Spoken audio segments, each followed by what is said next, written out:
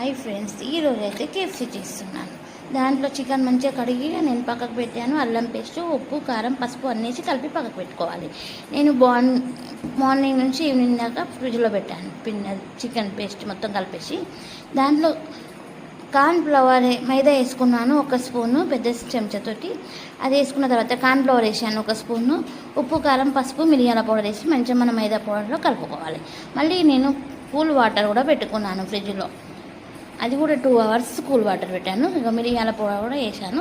Cool వాటర్లో పెట్టుకొని మనం ఇందులో పెట్టుకొని కూల్ వాటర్లో పెట్టుకోవాలి. మైదా పౌడర్లో పెట్టుకొని కూల్ వాటర్లో పెట్టుకున్న తర్వాత మళ్ళీ ఒకసారి అందులో పెట్టిన తర్వాత కొంచెం సేపు ఉంచాలి మనం కూల్ వాటర్లో. లెగ్ పీసెస్ అట్లా ఉంచుకున్న తర్వాత చిన్న చిన్న పీసెస్ కూడా కొన్ని వేసాను నేను. దాంట్లోనే మంచిగా కూల్ వాటర్లో ఉంచేసి మళ్ళీ మనం కూల్ వాటర్ నుంచి తీసి మళ్ళీ అందులో పౌడర్లో పెట్టేసి మంచిగా ప్లేట్లో పెట్టేసుకోవాలి. ఒక 5 మినిట్స్ అయినాకనే దాన్ని మనం మంచిగా ఫ్రై చేసుకోవాలి. ఆయిల్ మంచిగా వేడవుతుంది అక్కడ పక్కకి. మంచిగా ఇందులోకి తీసేసి అందులో పౌడర్లు వేసేసుకొని పక్కకు పెట్టేసి ఆయిల్ అయితే వేడవుతుంది. అది 5 మినిట్స్లో కేఎఫ్సీ చికెన్. ఇక చూడండి, ఇలా మంచిగా కలుపుకొని ఇలా మంచిగా ఫ్రై చేసుకోవాలి చికెన్. లేకపోతే లోపల కాదు, మంచిగా రోస్ట్ చేసుకోవాలి ఇలా ఫ్రై.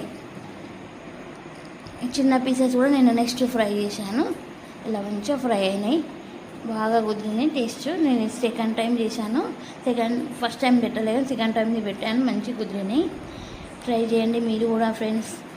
టేస్టీ ఉన్నాయి బాగా. సబ్స్క్రైబ్ కూడా చేయండి, లైక్ చేయండి, వీడియో చూడండి. టమాటా సాస్ పెట్టుకొని తినచ్చు బాగా.